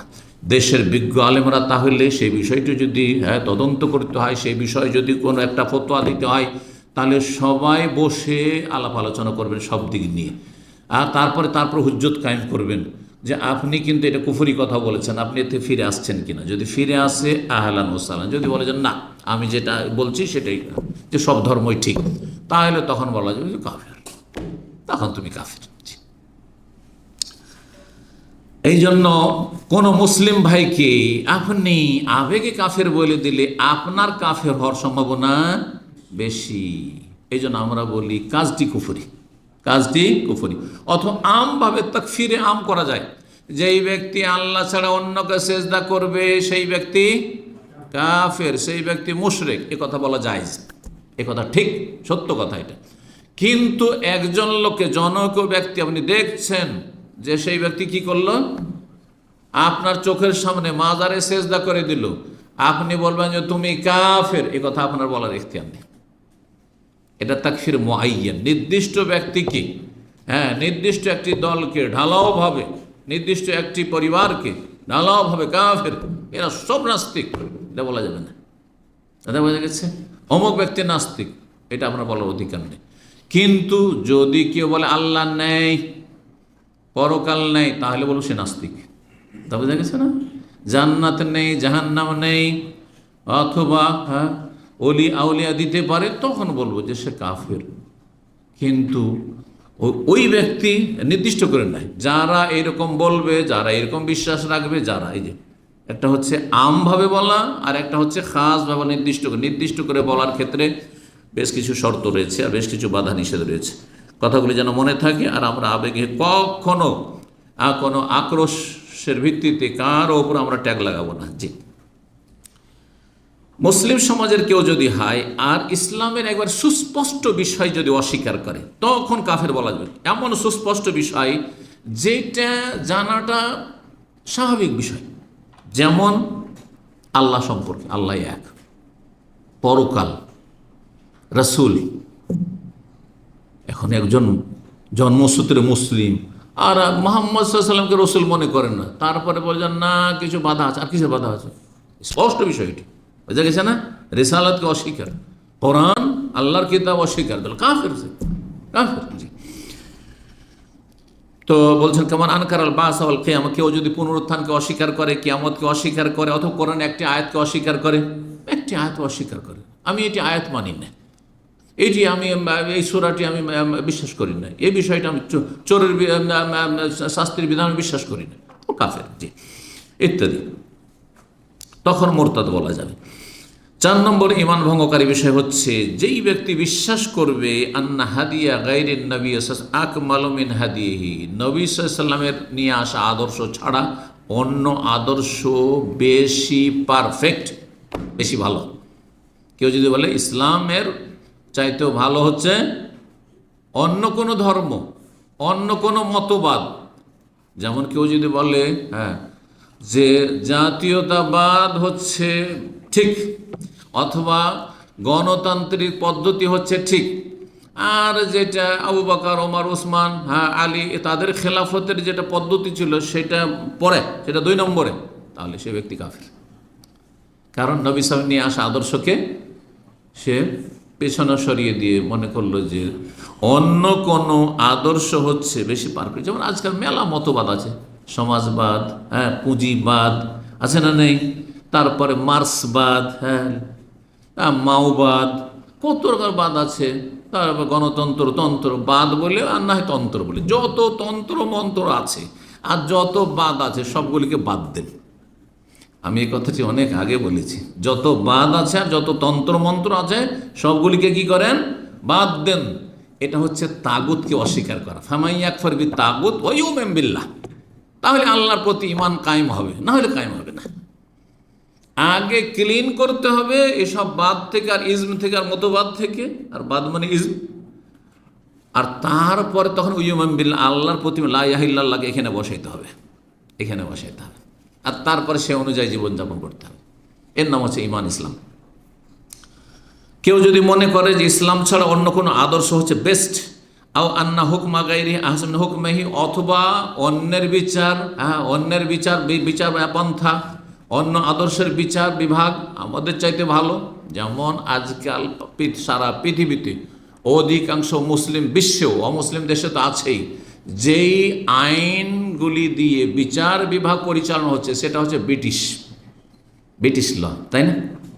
জি, এর জন্য এত বছর জেল, আর এই যে কেসের প্রক্রিয়াগুলো, আর তারপরে খুনের কেসের প্রক্রিয়া কেমন, চুরি ডাকাতির কেসের প্রক্রিয়া কেমন, আর ইত্যাদি ইত্যাদি, এগুলো কেমন, এগুলো কোত্থেকে আসছে? কোত্থেকে এগুলো? সব ব্রিটিশরা 200 বছর আমাদের উপর হুকুমত করে গেছে, তারা চলে গেছে, কিন্তু তাদের আইনগুলো রেখে গেছে। আমরা বলছি স্বাধীন হয়েছে, কিন্তু কিসের স্বাধীন হয়েছে? তাদের আইন কানুন সবগুলি আমরা চলছে। শিক্ষা ব্যবস্থা, শিক্ষা কাঠামো, সমস্ত তাদের শিক্ষা কাঠামো, নাম কে অস্তে ইসলামিক সাবজেক্ট একটা থাকবে, ওইটা নাম কে অস্তে থাকলো, ইসলামের কিছুই শিখলো না। আর বাকি কি শিখলো? এমন কিছু শিখলো যেগুলো আল্লাহ থেকে সম্পর্কহীন করে দিল। সেকুলারিজম শিখলো, ধর্মনিরপেক্ষতা শিখলো। এটাই না, ধর্মনিরপেক্ষতা বাদ, কেউ বিশ্বাস করে যে আমি সেকুলারিজমে বিশ্বাসী, তাহলে সেই ব্যক্তি মুসলিম না, সে ইসলামের আদর্শের ওপর অন্য আদর্শকে প্রাধান্য দিল। এইরকম কেউ যদি মনে করে যে সুফিবাদকে বিশ্বাস করে, এটা সুফিটাও এটাও বাদ, এটাকেও বাদ দিতে হবে, হ্যাঁ ধর্মের রঙে রঞ্জিত হইলে আপনি রেখে দেবেন, এটা চলবে না আপনাকে। সুফিবাদ হচ্ছে বাদ, মানুষের তৈরি করা সুফিজম, সুতরাং সেটাকে বাদ দিতে হবে। এই মানব রচিত বিধান, এক কথা এর অন্য নাম হচ্ছে মানব রচিত বিধানকে ইসলামের চাইতে শ্রেষ্ঠ মনে করা অথবা সমান মনে করা। আর কয়েকটি আছে, সবগুলি কুফরি হবে, শুধু এক দুটো আছে যেগুলো কুফরি হবে না, ফাসিকি হবে বা জুলম হবে। এক নম্বর হচ্ছে মানি তাকাত, যে ব্যক্তি বিশ্বাস করলো, শেখের বাজ রাহিমাহুল্লাহ বলছেন আন্নাল আনজামাত ওয়াল কাওয়ান আল্লাতী ইয়াসুন্নুহা নাস আফজাল মিন শরিয়াতুল ইসলাম, যেসব মানব রচিত বিধিবিধান আইন কানুন আছে মানুষের তৈরি করা, সেগুলি ইসলামী শরিয়ার বিধানের চাইতে উৎকৃষ্ট, তাহলে সে কাফের। দুই নম্বর হচ্ছে আও আন্না মুসাওয়াতুন লাহা, মানব রচিত বিধান আর ইসলামের বিধান সমান, চোরের হাত কাটা আর চোরকে 2 বছর জেল দেওয়া সমান, তাহলে সে কাফের। জি। 3 নম্বর আও ইয়াজুজু তাহাকুম ইলাইহা, মানব রচিত বিধান দিয়ে যে আদালতে ফয়সালা হয় তাদের কাছে বিচার চাওয়া ইসলাম বাদ দিয়ে জায়েজ মনে করে যদি, ওয়ালাউ ইতাকাদ আন্নাল হুকমা বিশাদ আফজাল, শরীয়তের হুকুম বেশি ভালো, তবে শরীয়তের হুকুম যদি নাও হয় তাহলে মানব রচিত বিধান দিয়ে যদি ফয়সালা হয় তাহলে সেটাও চলে যদি মনে করে, আর সে বিচার নিতে গেল। এই জন্য নিরুপায় না হইলে মানব রচিত বিধান দিয়ে যেখানে বিচার ফয়সালা হচ্ছে সেখানে আমরা বিচার চাইতে যাব না। আমরা নিজেরাই যদি মীমাংসা করে নিতে পারি তাহলে কখনো যাবো না। জমি জায়গা নিয়ে আপনার ঝগড়া, হ্যাঁ হক নিয়ে ঝগড়া, তাহলে আপনারা নিজেরা সেরে নেবেছে, নিজেরা যদি সেরে নিতে পারেন সবচেয়ে ভালো। আর যদি দেখেন যান না এতে তো বেইমানি করে আমার জমি জায়গা বাড়ি ঘর সব নিয়ে যাচ্ছে, তাহলে তখন সেই মানব রচিত বিধান দিয়ে যারা ফয়সালা তাদের কাছে আপনার ন্যায্য অধিকার উদ্ধার করার জন্য আপনি শরণাপন্ন হইতে পারবেন বা তাদের দ্বারস্থ হইতে পারবেন। কিন্তু স্বেচ্ছায় আপনি বিয়ের সাথে একটু ঝগড়া, একটা তালাকের সমস্যা, পারিবারিক স্বামী স্ত্রী সমস্যা, আর দিলেন চট করে দিলেন কেস করে কোথায়, মানবরচিত আদালতে, যেখানে বিচার হচ্ছে মানবরচিত বিধান দিয়ে, আর সেখানে করলো কি পশ্চিম আইনে যে স্বামীর যা ব্যাংক ব্যালেন্স ছিল, যা বাড়িঘর ছিল, সেগুলো ভাগাভাগি করে অর্ধেকটা স্ত্রীকে দিয়ে দিল, যাও লাইফ পার্টনার, যাও ডিভোর্স হয়ে গেল, অর্ধেক দিয়ে দিল। জানেন না পশ্চিমা দেশে অর্ধেক দিয়ে দেওয়া হবে। হ্যাঁ, বরং আমি এরকম জানি যে বাড়ি যদি থাকে তো বাড়িটা দিয়ে দিবে ওই স্ত্রীকে, ওই মহিলাকে, আর স্বামীকে বাড়ি থেকে তাড়িয়ে দেবে, যা ভাগ, জানা বলছে, অথচ বাড়ি আপনার নামে আছে। জায়েজ? হারাম। আপনি বলছেন আমি সরকার দিয়েছে, এটা আদালতে আমি ডিগ্রি পেয়েছি, আমি জিতেছি, হারাম আপনার জন্য, এটা হারাম। এটা মানব রচিত বিধানে ফয়সালাতে সন্তুষ্টি প্রকাশ করলেন, কুফরি, এটি কুফরি কাজ এটি। অথবা কেউ যদি মনে করে, 4 নম্বরে বলছে রাহিমাহুল্লাহ, যে আন্না নিজাম লা ইয়াসলুহু তাতবিক ফিল কারিল 21 শতাব্দীতে দুনিয়া এত উন্নতি করেছে, এখন ইসলামী শরিয়া চলবে না, এগুলো মধ্যযুগীয় আইন, তাহলে সে কাফের। আজকাল মধ্যযুগে বলছে না, এটা কুফরি কথা, ভালো করে মনে রাখবেন, কখনো বলবেন না। যারা বলবে তাদেরকে সতর্ক সাবধান করবেন, তোমার ঈমান গেছে, তুমি এখনো ফিরে আসো, না হলে তুমি জাহান্নামে যাবে। 5 নম্বর হচ্ছে কেউ যদি মনে আন্নাহু কানা সাওয়ান ফি তাখাল্লুল মুসলিমিন, মুসলিমরা এত পিছিয়ে কেন, এই ইসলাম করে পিছিয়েছে। যেমন এক শ্রেণীর একটা হাফেজ ছিল এখানে, নওয়াজুবিল্লাহ, জাহিল হাফেজ। আমাদের দেশের হাফেজগুলো কত জাহিল মূর্খ হয়, সিম্পল হাফেজগুলো যারা আলেম নয়। সেই হাফেজ এক মসজিদে আছে, তাকে কেউ বলেছে একটা ইসলামের মাসলা যে এইভাবে করা উচিত, এটা করা সুন্নত, তো বলছে ইসলামের সবটা মানলে এক পা চলা যাবে না। এগুলো কথা কিন্তু আমভাবে অনেকে বলে। হ্যাঁ, পর্দার কথা বলছেন কোনো মহিলাকে, আর ইসলামের সবগুলো মানলে আর করে খেতে হয়েছে না, হ্যাঁ, আর সংসার চলবে না। নাউজুবিল্লাহ, সে কাফের হয়ে গেল, কুফরি করলো। তার মানে ইসলাম, আল্লাহ এমন জালেমানা বিধান দিয়েছেন, এমন অবিচার করেছেন যে আর দুনিয়া চলা যাবে না, সংসার থেকে বনে জঙ্গলে চলে যেত নাকি। নাউজুবিল্লাহ, কুফরি কথাই ঠিক। জি। 6 নম্বর বলছেন আও আন্নাহু ইয়াহসুলু ফি ইলাকাতিল মারই বিরাব্বিহি দুনা ইয়াতাদাখাল ফি শুউনিল হায়াতিল উখরা ওয়া ইয়াদখুলু ফিহা আইযান, বলছেন অথবা কেউ মনে করলো যে ধর্ম হচ্ছে বাস এখানে, আমি বলি কিন্তু সেকুলারিজম ধর্ম হচ্ছে কোথায়? আরে ধর্ম মনের ব্যাপার, আমার ধর্ম আমি করবো, এখানে আছে। হ্যাঁ, আপনার ব্যাপার আপনি। তারপরে দুনিয়ার সাথে কি সম্পর্ক? একজন হেডমাস্টার উচ্চ মাধ্যমিক স্কুলের, সে একবার আমার সাথে দেখা করতে গিয়ে আরে কথায় কথায় বলে ফেলেছে, বলছে যে আমরা ব্যাংকে যে ইন্টারেস্ট দিচ্ছে সেখানে আবার ইসলামের কি আছে? ইসলাম নামাজ রোজা হজ জাকাত করছি, ব্যাংকে ইন্টারেস্ট দিচ্ছে, অসুবিধাটা কি? নিলাম। নাউজুবিল্লাহ। তাহলে এই যদি অবস্থা, এত উচ্চশিক্ষিত লোকদের, যে MA পাস করেছে আর তারপরে একটা হেডমাস্টার, সুবহানাল্লাহ, তার ছাত্রদের অবস্থা কি হবে? ছাত্ররা কি হবে, কোথায় যাবে? তাহলে এরা কেন নাস্তিক হবে না, কেন বেদিন হবে না? আল্লাহুল মুস্তাআন। জি, তো শুধু ব্যক্তি জীবনের সাথে ধর্মের সম্পর্ক, পারিবারিক জীবনের সাথে কোনো সম্পর্ক নেই, সমাজের সাথে ইসলামের কোনো সম্পর্ক, ধর্মের কোনো, ধর্ম শুধু এখানে রাখেন। ধর্ম মানে মসজিদ, ধর্ম মানে মন্দির, ধর্ম অন্য অন্য ধর্মের সম্পর্কে যেমন ধারণা, ইসলাম সম্পর্কে তাদের ধারণা ধর্ম মানে মোল্লার দৌড় মসজিদ। ধর্ম, আপনি রাস্তাঘাটে ধর্মের কথা বলবেন না আপনি। হ্যাঁ, ব্যবসা বাণিজ্য আবার ধর্মের কথা বলবেন, এটা হালাল ওইটা হারাম, এটা বলবেন না আপনি। জি, 7 নম্বর, হ্যাঁ, ইমান ভঙ্গকারী বিষয় মানে ইমান ভঙ্গকারী বিষয় মানে একটি নবী যে বলছে মানব রচিত বিধান দিয়ে ফয়সালা করলে 7 নম্বর ওইটার ভাগ বলছি। মাইয়ারা, কেউ যদি মনে করে আন্না ইনফাজা হুকমিল্লাহ ফি কাতিয়াতিল সারিকি আও রাজমিজ জানিল মুহসান লা ইউনাসিবুল আসরাল হাজির, দণ্ডবিধানগুলি আজকাল বাস্তবায়ন করা এই যুগ উপযোগী নয়। আজকালকার যুগে চোরের হাত কাটা চলবে না, অচল। আজকালকার যুগে জেনার শাস্তি দেয়, মৃত্যুদণ্ড দেওয়া, অথবা 100টি বেত্রাঘাত করা অবিবাহিতাকে, এগুলো অচাল, এগুলি আসলে এই যুগের জন্য নয়। তাহলে সেই ব্যক্তিও কাফের হয়ে যাবে, তার ইমান ভঙ্গ হয়ে গেল। 8 নম্বর, কেউ যদি মনে করলো মানে এতাকান্না ইয়াজুজুল হুকম বিগাইরি শরিয়াতিল্লাহ ফিল মুআমালাত আবিল হুদুদ আও গায়রিহিমা, কেউ যদি মনে করে আল্লাহর শরীয়ত ছাড়া অন্য কিছু দিয়েও বিচার করা যাবে দুনিয়াবি ব্যাপারে, দুনিয়ার বিষয়, লেনদেনের বিষয়ে, ব্যবসা বাণিজ্যের বিষয়ে, হ্যাঁ, চলাফেরার বিষয়ে, বিবাহ শাদীর বিষয়ে, তালাকের বিষয়ে, এগুলো বিষয়ে, হ্যাঁ, জরুরি নয় যে ইসলামের আলোকে সেগুলি করতে হবে। কেউ যদি মনে করে, তাহলে সেই ব্যক্তি কাফের হয়ে যাবে। কাফের কখন হবে না? যখন একটি ফয়সালা করছে কিন্তু সেটা জানছে যে এটা হারাম, কিন্তু কেন করছে? বলছে ভাই আমাকে, আমার চাকরি কি করব, আমার তো পেট চলে না, আমি জানছি যে এটা গুনহার কাজ, ওনার কাজ এটা জানছি, নাজায়েজ কাজ আমি জানছি, মানছি, কিন্তু আমি কিসের জন্য করছি? এই জন্য করছি, আমি দুনিয়ার একটা স্বার্থে করছি। তখন তাকে কাফের বলতে পারবেন না, তখন তাকে কাফের বলতে পারবেন না। কয়টি বললাম? 4টি নিয়ে আলোচনা হয়েছে, তাই না? 4টি বিষয় নিয়ে। তো চতুর্থটি কি? মানব রচিত বিধান, নবী সাল্লাল্লাহু আলাইহি সাল্লাম নিয়ে আসা আদর্শ ছাড়া অন্য কোনো আদর্শকে কেউ যদি ইসলামের আদর্শের চাইতে উত্তম বলে, সমান বলে, অথবা যেসব 8 ভাগে ভাগ করে বললাম, বিস্তারিত আলোচনা করলাম। 5 নম্বর যে বিষয়টি, সেটা দিয়ে শেষ করব, যাতে করে আর 5টি বাকি থাকে, সামনের সপ্তাহে ইনশাআল্লাহ আল্লাহ তৌফিক দিলে শেষ করব। সেটা হচ্ছে যে নবী সাল্লাল্লাহু আলাইহি ওয়াসাল্লাম যে আদর্শ নিয়ে এসেছেন, সেটা আকীদা হোক, ইবাদত বন্দিগি হোক, আখলাক চরিত্র হোক, হালাল হারাম হোক, জায়েজ নাজায়েজ হোক, কোনটা খাওয়া জায়েজ, কোনটা খাওয়া জায়েজ নয়, কোনটা করা জায়েজ, কোনটা করা জায়েজ নয়, কোনটা করণীয়, কোনটা বর্জনীয় ইত্যাদি, কোনটি সুন্নত, কোনটা সুন্নত নয় ইত্যাদি, এসব বিষয়গুলির কোনো একটি কেউ যদি ঘৃণা করে, যেমন কোনো ব্যক্তি বাম হাতে কি করছে, চা খাচ্ছে, আমাদের দেশের একটু ফ্যাশন, কিন্তু কি করবে? ডান হাতে সিগারেট, বাম হাতে চা। দেখেছেন সিগারেট খোরদেরকে? জি।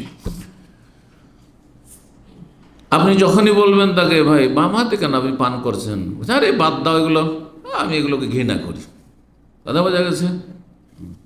একজন লোক, একজন মুসলিম, মাদ্রাসা পড়েছে একসময়, কেমনভাবে মানুষ মুরতাদ হয়ে যায়, আমার চোখের সামনে কথাটি। আমার তখন বয়স মাত্র 17-18 বছর।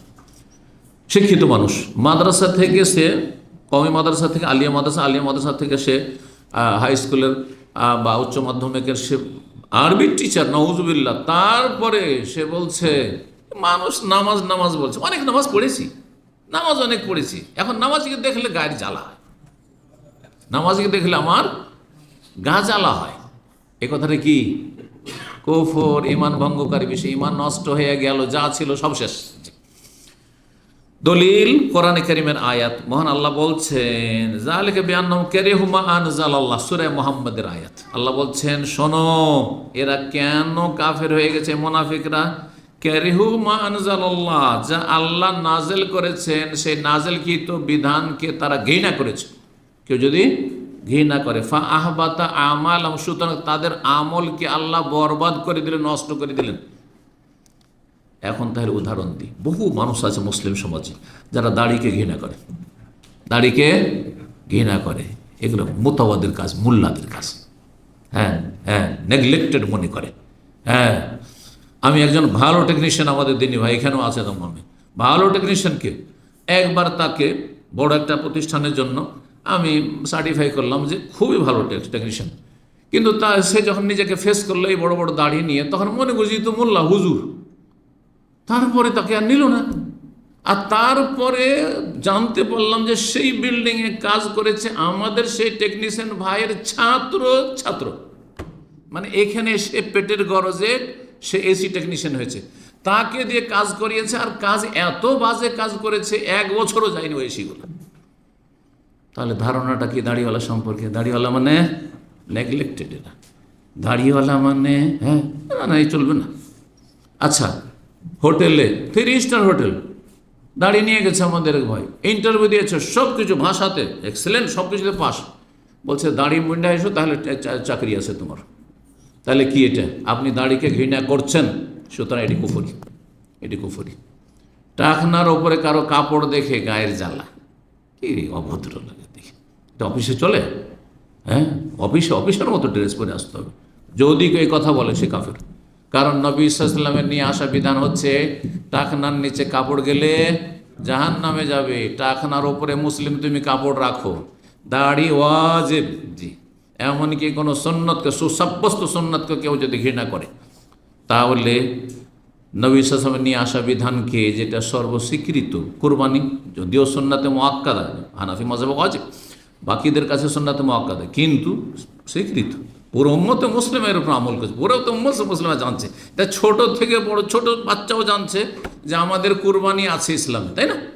এখন কেউ যদি বলে আমি কোরবানিটাকে মেনে নিতে পারছি না, এত পশু হত্যা হচ্ছে, এটা কেমন লাগছে যেন, হ্যাঁ কেমন লাগছে। তাহলে কি সে নবী সাল্লাল্লাহু নিয়ে আসা বিধানকে কি করলো? ঘৃণা করলো। এইরকম কত কি ঘৃণা করে। সুতরাং এই জন্য বলে, আমাকে যদি আমার দুনিয়ার কোনো কারণে যদি ঘৃণা করে, যে আমাকে দেখতে ভালো লাগে না, আমার সাথে চলতে ভালো লাগে না, তাহলে সে কাফের হবে না, যতই বড় আমি আলেম হয়ে যাক না কেন। আমার সাথে দুনিয়ার কারণে যদি শত্রুতা থাকে, কাফের হবে না, সে ফাসেক গুনাহগার, যদি সে জালেম হয়, মানে অবিচার করে আমার ক্ষেত্রে। কিন্তু যদি আমার ধার্মিকতার দাড়ির কারণে আমাকে ঘৃণা করে, আমি আলেম, সহি আকিদার সেই জন্য ঘৃণা করে, সহি আকিদার উপর তার ঘৃণা, হ্যাঁ কোরআন সুন্নাহর হ্যাঁ দাওয়াতের উপর তার ঘৃণা, এইরকমই আমার লেবাস পোশাকের উপর ঘৃণা, কারণ আমার ইসলামিক পোশাক, ইসলামিক বেশভূষা, তাহলে সেই ব্যক্তির ঈমান নষ্ট হয়ে যাবে, সেই ব্যক্তির ঈমান নষ্ট হয়ে যাবে। ভালো করে শুনেন, বলছেন ওয়াল ইজমা মুনাকিদুন আলা কুফরি মান আবগাযা শাইআন মিম্মা জাআ বিহি রাসূল সাল্লাল্লাহু আলাইহি ওয়াসাল্লাম। এই ব্যাপারে ইজমা রয়েছে, ঐক্যমত রয়েছে যে রাসূলুল্লাহ যা কিছু নিয়ে এসেছেন তা যদি কেউ ঘৃণা করে, তার সাথে বিদ্বেষ রাখে, তাহলে সেই ব্যক্তি কাফের হয়ে যাবে। ইমাম বহতি রাহমাহুল্লাহ কাশফুল কেনা 6ষ্ঠ খণ্ড 168 পৃষ্ঠায় এই বিষয়টি উল্লেখ করেছেন। সুতরাং বিষয়টি এত সহজ নয়। আর দেখেন, এই জন্য বলি, দাঁড়িয়ে রাখছেন না আপনার ব্যাপার, আপনি গুনাহ করছেন, কিন্তু এতে আপনার ঈমান নষ্ট হবে না। আপনার যদি 5 ওয়াক্ত ফরজ ঠিক থাকে বা ওয়াজিবাত ঠিক আছে, একটা ওয়াজিব ছুটেছে, একটা গুনাহ আছে, অনেক নেকি আছে, আল্লাহ গফুর রহিম, এবং একসময় হয়তো আল্লাহ তৌফিক দেবেন, ঈমান যখন ওইরকম শক্তিশালী হবে। এরকম মানুষের আপনার কারো দাঁড়িয়ে নেই, আর একজনের দাঁড়িয়ে আছে কিন্তু গীবত করছে, আর অন্য পাপে আছে, পাপ মানুষের হইতে পারে, কিন্তু আপনি যদি দাড়িওয়ালাকে ঘৃণা করেন তাহলে মহাবিপদ, আপনার ঈমান নেটানাটানি, কিন্তু ঈমান নষ্ট হয়ে যাবে।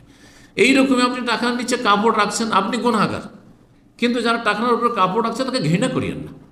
যারা টাকার উপর সুন্নতি কাপড় রাখছে, ইসলামিক কাপড় রাখছে, তাকে ঘৃণা করিয়েন না আপনি, কারণ ইসলামের জন্য কাউকে ঘৃণা করিয়েন না।